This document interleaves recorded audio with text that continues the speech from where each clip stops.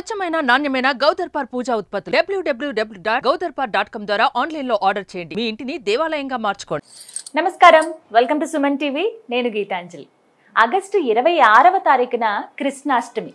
అయితే ఈ పండుగను ఏ విధంగా జరుపుకోవాలి, ఆ చిన్ని కృష్ణయ్యకు ఎటువంటి నైవేద్యాలు సమర్పించాలి, అసలు ఎలా పూజ చేయాలి, 26న లేక 27న మనం కృష్ణాష్టమి జరుపుకోవాలా, ఇలా ఎన్నో సందేహాలు ఉన్నాయి కదా. వీటిని నివృత్తి చేసేందుకు ప్రస్తుతం మనతో పాటు ఉన్నారు ప్రముఖ జ్యోతిష్యులు బ్రహ్మశ్రీ నందిబట్ల శ్రీహరి శర్మ గురువు గారు. వారితో మాట్లాడి మరిన్ని విషయాలు తెలుసుకుందాం. గురుగారు నమస్కారం అండి. వాగర్థ వివ సంపృక్తౌ వాగర్థ ప్రతిపత్తయే జగతః పితరౌ వందే పార్వతీ పరమేశ్వరౌ. సదాశివసమారంభాం శంకరాచార్య మధ్యమాం అస్మదాచార్య పర్యంతం వందే గురు పరంపరాం. ఆదిత్యాయ చ సోమాయ మంగళాయ బుధాయ చ గురుశుక్ర శనిభ్యశ్చ రాహవే కేతవే నమః.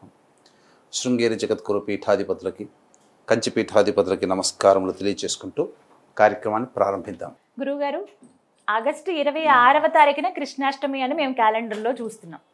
కానీ కొంతమంది అంటున్నారు 27న జరుపుకోవాలి పండగ అంటున్నారు. ముందుగా ఈ సందిగ్ధతను నివృత్తి చేయండి. ఎందుకనంటే ఏ రోజున జరుపుకోవాలో ఒక క్లారిటీ వచ్చేస్తే ఆ రోజున పండగ జరుపుకుంటాము. 26న లేక 27న కృష్ణాష్టమి? కృష్ణాష్టమి అంటే కృష్ణుడు జన్మించినటువంటి రోజమ్మ. అయితే మనకు గమనించుకున్నట్లయితే పీఠ సాంప్రదాయం ప్రకారం కనుక చూసుకున్నట్లయితే వారు మనకు ఏం చెప్తారనంటే మనిషి యొక్క పుట్టుక మరణము అనేటువంటివి ఉంటాయి ప్రతి వ్యక్తికి కూడా.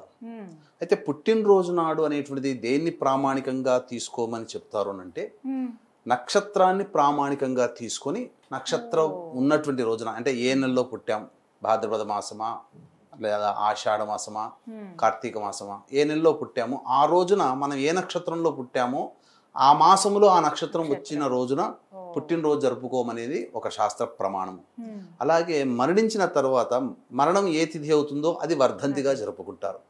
కానీ మనకేంటంటే మనకు తిథి ప్రోక్తమైనటువంటి గణాంకములుగా ఉన్నటువంటి ఆచారం ఉన్నది కాబట్టి మనము ఏ జన్మించినటువంటి తిథి ఎప్పుడు ఉంటుందో అప్పుడు మనం పుట్టినరోజు జరుపుకునేటువంటి ఆచారంగా ఉంది. అయితే దీన్నే మనము కొన్ని సందర్భాల్లో మనం ఆపాదించుకున్నట్లయితే అంటే శాస్త్ర ప్రమాణాన్ని అనుసరించి మనం వెళ్ళాలి. శ్రీకృష్ణ భగవాన్ల వారు బహుళ అష్టమి తిథి రోజున రోహిణీ నక్షత్రము మధ్యరాత్రి జన్మించినటువంటిగా చెప్పబడి ఉంది. కాబట్టి ఈ యొక్క 26వ తారీఖు రోజున అష్టమి తిథి కలిసి వచ్చినది. రోహిణీ నక్షత్రము కూడా మనకు రాత్రిపూట వ్యాప్తమై ఉన్నది. 26న జరుపుకోవాలి. అయితే స్మార్త జన్మాష్టమి, వైష్ణవ జన్మాష్టమి అని రెండుగా విధాలుగా జరుపుకుంటుంటారు. ఉగాది పండుగ రోజు కావచ్చు, అలాగే ఈ యొక్క శ్రీకృష్ణ జన్మాష్టమి పండుగ రోజు కావచ్చు, శ్రీరామనవమి సందర్భంగా కావచ్చు, కొంత ఆచారాన్ని బట్టి తీసుకునేటువంటి ప్రామాణికాలను బట్టి తేడా వస్తుంటుంది.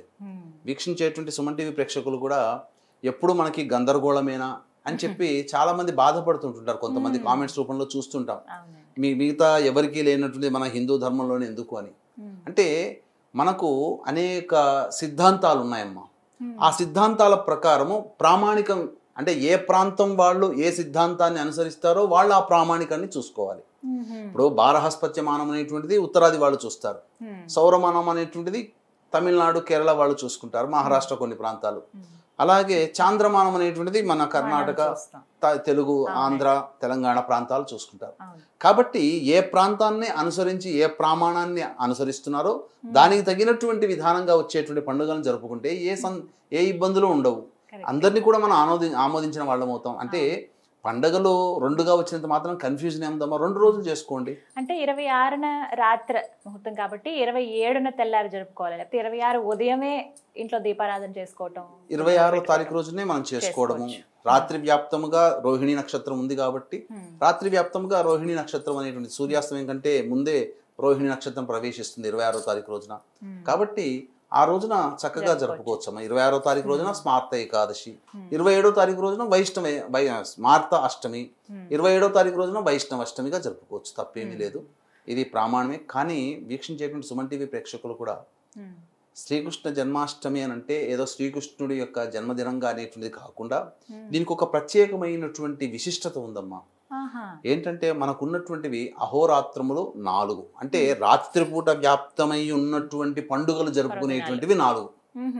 ఒకటి శివరాత్రి, హా. రాత్రిపూటనే జరుపుకుంటాం. రెండు మదన పూర్ణిమ, పాల్గొన పూర్ణిమ అని అంటారు, అది. మూడవది ఈ యొక్క జన్మాష్టమి. నాలుగవది దీపావళి అమావాస్య.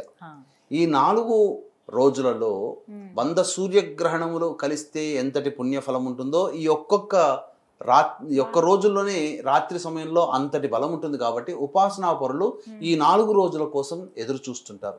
సంవత్సరం మొత్తంలో గ్రహణాలతో ఎలా అయితే ఎదురు చూస్తారు, ఎందుకంటే ఆ సమయంలో చేసినటువంటి పూజ 1000 రెట్ల ఫలితాన్ని ఇస్తుంది. అందుకని ఆ 4 రోజులు. ఇంతకీ మరి ఈ కృష్ణాష్టమిని మేమందరం ఎలా జరుపుకోవాలో తెలియచేయండి గురువుగారు. అంటే విగ్రహాలు పెట్టుకుంటాము, ఆ చిన్ని కృష్ణని అందంగా అలంకరించి ఇల్లంతా పాదాలు వేసుకుని గుమ్మం దగ్గర నుంచి, ఇంట్లో చిన్నపిల్లలు ఉంటే వాళ్ళకి కూడా కృష్ణుడి వేషం వేసి ఇలా మురిసిపోతూ ఉంటారు. అన్ని నైవేద్యంగా పెట్టేస్తూ ఉంటారు, అంతే. అక్కడ వరకు పూజ మాత్రమే. ఒకవేళ వెసులుబాటు ఉంటే దగ్గరలో ఏదైనా కృష్ణాలయం ఉంటే వెళ్ళి వచ్చేస్తూ ఉంటారు. ఆ రోజు అలాగే మేము చేసుకుంటాం. కానీ ప్రత్యేకంగా నియమం అంటూ ఉందా, ఏ విధంగా కృష్ణాష్టమి జరుపుకోవాలి అని? కృష్ణాష్టమి జరుపుకునే విధానము ప్రతి కుటుంబంలో కూడా అందరూ ఓన్ చేసుకున్నారమ్మా ఈ కాలానికి. ఎందుకనంటే పిల్లలు లేని కుటుంబం అంటూ ఉండదు. ఆడపిల్ల మగపిల్ల అనే తేడా లేకుండా కృష్ణుడి వేషం వేయించుకొని సరదా పడుతుంటారు. ఎందుకనంటే చిన్న పిల్లవాడిగా ఎన్నో ముగ్ధ మనోహరమైనటువంటి రూపంతో ఎన్నో కృత్యములు, లీలలు చూపించాడు ఆయన చిన్నతనం నుంచి. చాలా మంది ఏమనుకుంటారంటే, సందర్భం వచ్చింది కాబట్టి చెప్తున్నానమ్మా, ఈ గోపికలందరూ స్నానం ఆచరిస్తుంటే వాళ్ళ వస్త్రాలన్నీ దొంగలించాడు, వెన్న దొంగలించాడు, ఇలా చెప్పుకుంటుంటారు. కానీ మనకు అసలు భాగవతం ప్రకారం కనుక చూసుకుంటే గోవర్ధనగిరి పర్వతము ఎత్తడానికంటే 1 వర్షము అంటే 1 సంవత్సరం ముందే ఈ యొక్క గోపికా స్త్రీలైనటువంటి వస్త్రాలను అపహరించాడని మనకు భాగవతం ద్వారా తెలుస్తుంది. అంటే గోవర్ధనగిరి ఏ సంవత్సరంలో ఎత్తాడు? 7వ సంవత్సరంలో. శ్రీకృష్ణ భగవానుల వారికి తను 7వ సంవత్సరంలో నడుస్తున్నప్పుడు ఆ గోవర్ధనగిరి పర్వతాన్ని ఎత్తాడు. అంటే 6వ సంవత్సరంలో వస్త్రములు దొంగిలించాడు. చిన్న పిల్లవాడికి ఏం ఆలోచనలు ఉంటాయి? కాబట్టి ఒక దేవతా భావనతో స్వరూపముగా భావిస్తూ మనం దాన్ని ఆ విధంగా అర్థం చేసుకోవాలి తప్ప ఇప్పుడు విపరీత అర్థాలు అనేటువంటివి వస్తున్నాయి. ఈ జనాలు కూడా ఇదే నిజమేమో అని చెప్పి నమ్ముకుంటున్నారు, అంతే తప్ప అందులో లేదు. అయితే ఆ యొక్క కృష్ణాష్టమి రోజున సూర్యోదయం కంటే ముందే లేచి కాలకృత్యాదులన్నీ తీర్చుకొని చక్కగా ఇల్లంతా శుభ్రపరచుకొని ఆ రోజున ఇంట్లో ఆవు నేతితో దీపారాధన చేసి, వెన్నతో వచ్చినటువంటి నెయ్యి అయితే, ఆవు నెయ్యి అయితే చాలా శ్రేష్టం. ఎందుకంటే వెన్న దొంగలించాడు అని చెప్పుకుంటుంటారు కదా. కాబట్టి వెన్నతో, తాము చిరిగినటువంటి వెన్నతో వచ్చినటువంటి ఆవు నేతితో కనుక ఆ యొక్క కృష్ణ భగవాన్ వారి యొక్క చిత్రపటం ముందర కానీ విగ్రహం ముందర కానీ చక్కగా పంచోపచార పూజలు జరిపించి, దీపారాధన చేసి పంచోపచారాలు పూజ జరిపించి స్వామి వారికి ఆవు పాలు నైవేద్యంగా పెడితే సరిపోతుంది. ఆవు పాలు నైవేద్యం. ఇక తర్వాత విష్ణు ఆలయ సంబంధం ఏదైనా కానీ, ఎందుకంటే విష్ణు స్వరూపమే కదమ్మా కృష్ణ భగవాన్ వారు. దగ్గరలో ఏదైనా కృష్ణుని యొక్క దేవాలయాలు ఉంటే గనక దేవాలయానికి చేరుకొని ఆ కృష్ణనామ జపం చేసుకుంటూ ఆ రోజు ఉండొచ్చు అమ్మా. దేవాలయం చేరుకుని స్వామివారిని దర్శనం చేసుకుని స్వామివారికి అర్చనాభిషేకాదులు జరిపించి ఉండవచ్చు. ఇక రావి చెట్టు దగ్గరికి ఖచ్చితంగా వెళ్ళాలమ్మా ఆ రోజున. ఎందుకనంటే అశ్వత్థ వృక్షం అనేటువంటిది నారాయణ స్వరూపం మనకు చెప్పబడినటువంటిది. అలాగే ఈ యొక్క అశ్వత్థ వృక్షము దగ్గర తూర్పు వైపున కూర్చొని విష్ణు అష్టోత్తరం 3 సార్లు పారాయణం చేయాలి. లేదా విష్ణు సహస్రనామం ఓపిక ఉంటే విష్ణు సహస్రనామం పారాయణం చేసిన తర్వాత అప్పుడు నారాయణాయ నమః అంటూ 27 ప్రదక్షిణలు చేసి ఆ యొక్క రావి చెట్టు దగ్గర ఆవు నేతితో పెట్టినటువంటి దీపారాధన చేసి వెనక్కి తిరిగి చూడకుండా ఇంటికి రావాలి. ఇక సాయంకాల సమయంలో ప్రధానంగా విష్ణువు యొక్క పాదముద్రలు ఇంట్లో వేయాలమ్మా. ఎందుకంటే సాయంకాలం వేయాలి. ఎందుకంటే సాయంత్రం 4:30 తర్వాత ఈ యొక్క రోహిణి నక్షత్రం వస్తుంది ఆ రోజున. కాబట్టి ఆ రోహిణి నక్షత్రం ప్రవేశం చేసిన తర్వాత విష్ణు భగవాన్ యొక్క అవతారం శ్రీకృష్ణ భగవాన్ వారు కాబట్టి ఆ శ్రీకృష్ణ చిన్ని కృష్ణుడు మన ఇంటికి వస్తున్నట్టుగా ఆ స్వామి వారికి, అంటే మన ఇల్లంతా కలియ తిరుగుతున్నట్టుగా పాదముద్రలు వేయచ్చు. వేసి పూజా మందిరం దాకా ఆ పాదముద్రలు ఉండాలి. ఉండిన తర్వాత అక్కడ ఆ స్వామి వారి విగ్రహానికి, అంటే ఈ రోజు కూడా తమ సొంత పిల్లల్ని ఎంత ప్రేమగా ఆదరిస్తారో ఆ యొక్క విగ్రహానికి కూడా అదే విధంగా ఉంటుందమ్మా. చక్కగా ఆ విగ్రహానికి చక్కగా కొత్తటి బట్టలు, అలాగే నెమలి పింఛము, పింఛం. కిరీటము, అవన్నీ కూడా చిన్న విగ్రహాలకి ఇంతే ఉంటాయి విగ్రహాలు. నిజమే. ఆ విగ్రహాలకి చిన్న చిన్న బట్టలు తొడిగి చక్కగా ఆ స్వామి వారికి మంచి నైవేద్యం కూడా పెట్టాలమ్మా. అంటే ఆ రోజున ఏంటనంటే పాదముద్రలు వేసిన తర్వాత అక్కడ మళ్ళీ సాయంకాలం సంధ్యా సమయంలో దీపారాధన చేసి విష్ణు సహస్రనామ పారాయణం లేదా కృష్ణ సహస్రనామ పారాయణం కూడా ఉంటుంది. అది తీసుకున్న తర్వాత, చేసిన తర్వాత నైవేద్యముగా శొంఠి, మిరియాలు మరియు బెల్లము వీటిని కచాపిచిగా దంచితే ఒక లేహ్యం లాగా తయారవుతుంది. ఆ లేహ్యాన్ని మనం స్వామికి నైవేద్యంగా పెట్టి, ఆ లేహ్యం వస్తుంది కదమ్మా, వాటికి సంబంధించినటువంటి ఈ ఉండలు చేయాలి. కుంకుడు గింజంత ఉండలు ఒక 30గా చేసుకొని నైవేద్యంగా పెట్టిన తర్వాత ప్రతిరోజు గనక ఆ కృష్ణాష్టమి నుంచి మళ్ళీ ఒక నెల రోజుల పాటు అవి రోజు గనక తింటే శరీరము చాలా ఆరోగ్యవంతంగా తయారవుతుంది. తర్వాత ఖచ్చితంగా పెట్టాల్సినటువంటి నైవేద్యం సునుండలు. సునుండలు కృష్ణ భగవానికి చాలా ప్రీతికరం. సునుండలు నైవేద్యంగా పెట్టాలి. ఈ విధంగా చేసుకున్నట్లయితే కృష్ణ భగవాన్ యొక్క అనుగ్రహం పొందుతారు. అలాగే శివరాత్రికి ఏ విధంగానైతే జాగారము చేస్తారో ఆ విధంగా కూడా ఈ రోజున కృష్ణాష్టమి సందర్భంగా ఆ రోజంతా కూడా కృష్ణనామస్మరణ చేసుకుంటూ రామభజన చేసుకోవచ్చు, కృష్ణనామస్మరణ చేసుకోవచ్చు, విష్ణు సహస్రనామ పారాయణం చేసుకుంటూ ఎవరైతే స్వామివారికి సంబంధించినటువంటిది ఆ యొక్క నామభజన ఆ రోజంతా రాత్రి నిద్రపోకుండా చేస్తారో స్వామి వారి యొక్క అనుగ్రహం కలుగుతుంది. అంటే జగద్గురువు అయినటువంటి కృష్ణుడి యొక్క అనుగ్రహం కలిగితే సాధించరానిదంటూ ఏది లేదమ్మా.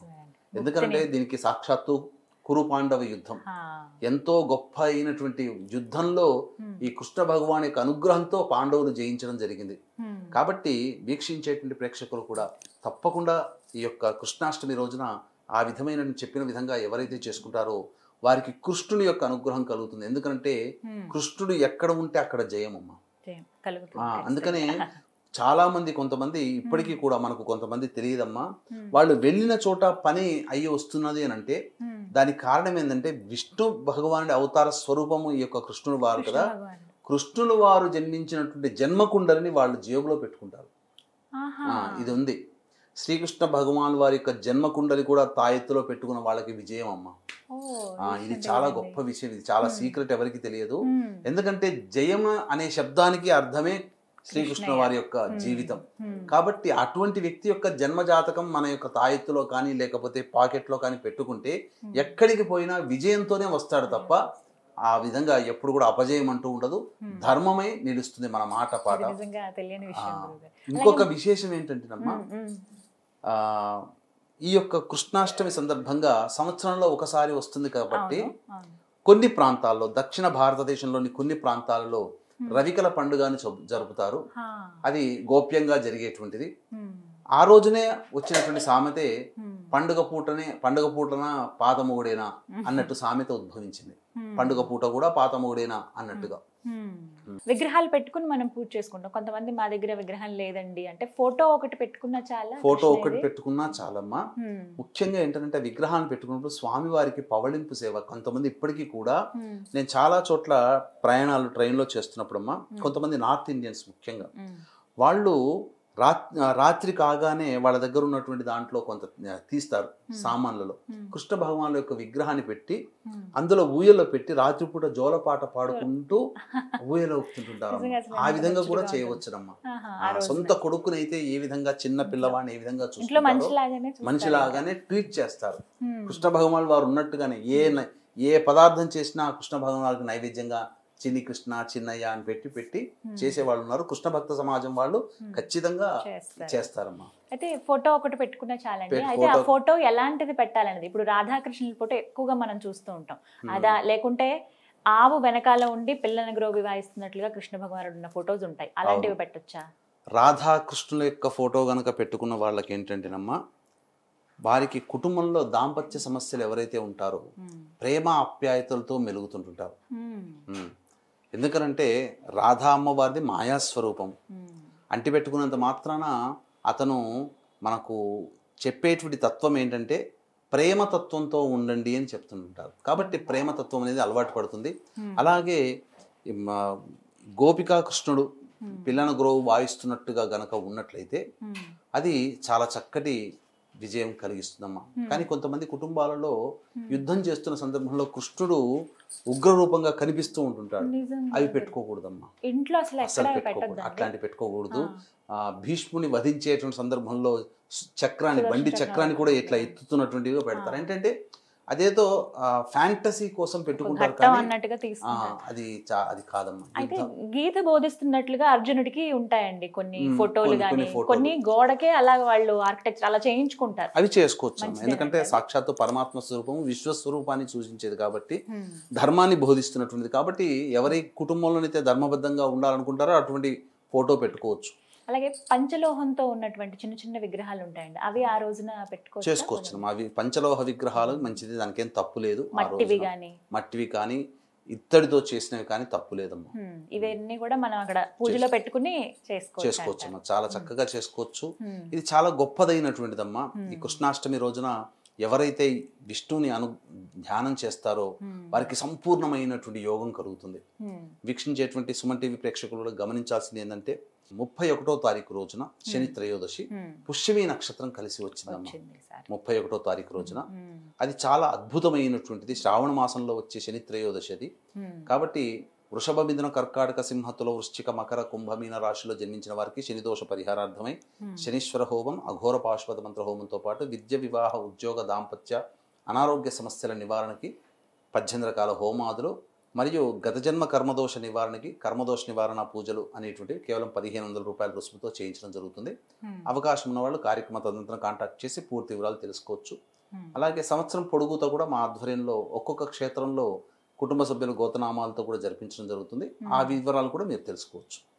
చాలా చక్కగా వివరించారు గురుగారు. ఒక సందిగ్ధత అయితే వేడింది 26, 27 అని చెప్పి. ఇంట్లో అయితే చక్కగా 26న చేసుకోవాలి. అలాగే ఆలయానికి వెళ్ళి కూడా మీరు ఆ కృష్ణ భగవాన్ దర్శించుకుంటామన్నారు. అలాగే ఒక మంచి పరిహారం కూడా ఆరోగ్యపరంగా చెప్పారు. అలాగే జ్ఞానాన్ని, ముక్తిని ప్రసాదించి ఆ కృష్ణయ్యని ఎలా వేడుకోవాలో కూడా తెలియజేశారండి. ధన్యవాదాలు. సర్వం శ్రీ ఉమామహేశ్వర పరబ్రహ్మార్పణమస్తు.